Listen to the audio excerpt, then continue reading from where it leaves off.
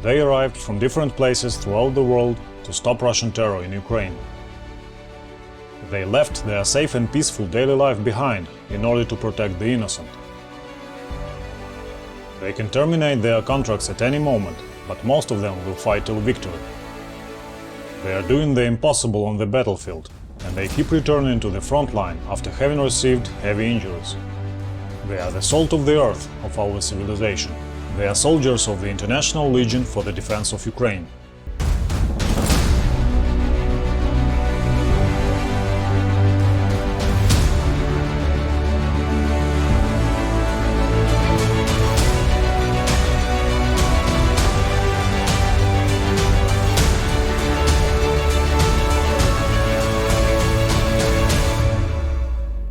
I'm a soldier with the Legion from the United States.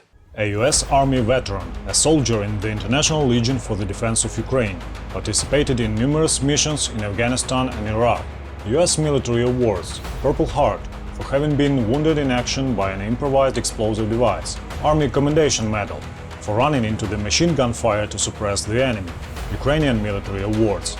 Steel Cross, for successful missions in the enemy's rear, for destroying the enemy and saving civilians. Now Michael is in recovery after being severely wounded in action. I was watching on TV all the bombings and innocent people being killed by the Russians.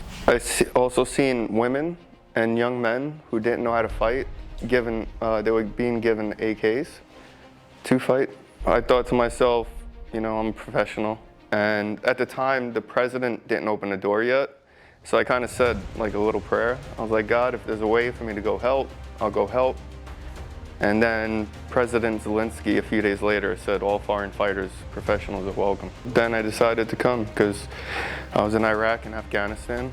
I was trained for this already, so why not come and help? Understandably, Michael's close people were upset by his decision.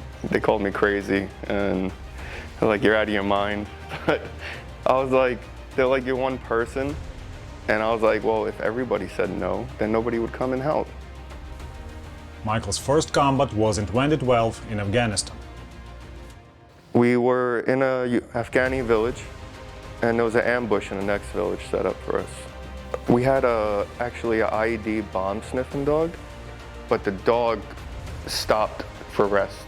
So the Taliban thought we spotted them. Michael was a mortarman, a primary target for the enemy, but he reacted quickly. He survived and destroyed the enemy. I remember seeing this really tall Taliban about 250 meters in front of me. Before I knew it, I seen him raise his weapon up and there was contact from the other side. An RPG flew over us and my muscle memory, my military training just kicked in. So I shot the guy in front of me. You want to stop? And that was it. That was my first firefight. During his first combat in Ukraine, Michael's team managed to save a civilian woman and capture the Russians, who were shooting at the Legionnaires. We went on a mission to find a trail and pull security for Ukrainian forces above enemy lines to push the line forward. We seen an enemy as we were moving, but we were not supposed to engage. After we set up security and the Ukrainians were dug in, we started leaving.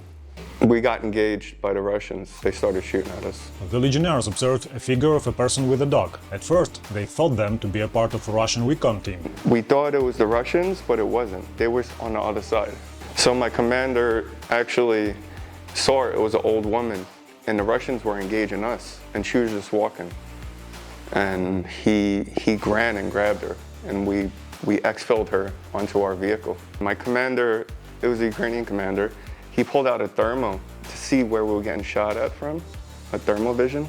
So he saw them and he told me and the other guy that had the grenade launcher to aim and fire, where to aim and fire. And him and another guy, they went up towards the Russians. The rapid attack left the enemy no chances. I didn't understand what he said, but I heard him screaming in Ukrainian Russian for them to surrender, or he's gonna have them killed. One guy surrendered, and the other guys, I think they fled. And we caught him. It was pretty cool, actually. Michael knows from his own experience how the Russians are different from the Taliban on the battlefield. The firepower, for one. Russians have a lot more firepower. And they're in uniform. The Taliban would fight and then blend in with the civilians. The Russians actually surrender. The Taliban won't. The Legionnaire considers tactics of the Russian occupational forces to be cowardly. Some of it's kind of cowardly because, well, to me, because whenever they leave and like exfil, when they lose them, they'll just start throwing landmines everywhere, you know? So They will what? landmines, personnel mines, and they'll kill anybody, like civilians and stuff like that on the way out. So I don't like that. They kill innocent people, and that's not war tactics. Like, you're supposed to go after soldiers. You're not supposed to go after civilians. Now the Legionnaire is recovering after being severely wounded in a combat mission. My last combat, it was one of our teams and a Ukrainian team. We were supposed to go into a Russian-occupied village and sneak into a house, collect intel, and take out small Russian teams. And in the morning, the Ukrainian army was going to take the village. Unfortunately, the enemy spotted the team. And all hell broke loose. It looked like a scene from World War II. It was cold out, and when the rounds were landing, you could feel the heat of the blast. Decisions had to be made. But then there was a break in fire. So a break in fire is usually the enemy is like shifting, you know, like adjusting. And my commander yelled, get up, let's move." The team was fighting their way out under massive fire. I remember like kind of sensing it. I looked to my right and I seen a mortar round hit the house about 50 meters from us, and the house caught fire. And then about 50 meters past that house, there was another house and the door opened. I actually seen the man that shot me, and I seen what he shot, and I seen him shoot the grenade launcher. But instead, it was not even a second, I felt a punch. Somebody punched me in the side. It didn't knock me down, but it made me wobble, and I didn't feel the pain for like the first 5 seconds or so, but I remember I just took a deep breath and I was like, I'm hit. And then I fell to the ground, and my commander ordered everybody to take cover, but 2 brave men, they screamed, "We're not leaving him, we're staying with him." Despite being under heavy fire, Michael's teammates gave him first aid treatment. I almost thought of telling the guy next to me to shoot me. But I'm a Christian, so I was like, you know, I thought, don't do that, you can't do that, you know where you're gonna go if you do that. Michael survived medical evacuation from the enemy's rear.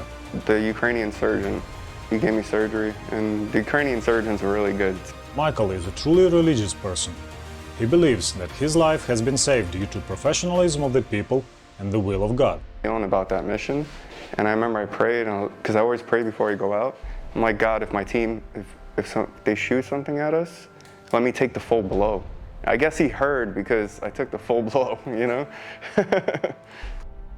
Despite having been badly wounded, Michael does not regret joining the International Legion for the Defense of Ukraine. I think of how those guys saved my life, you know? Like the bravery of everybody, and how we saved a lady from that mission. Like, just one life, saving one life is worth it to me. Now he remains optimistic and feels grateful for being alive. Michael is not sure about going into combat again, but he definitely would like to continue his military service.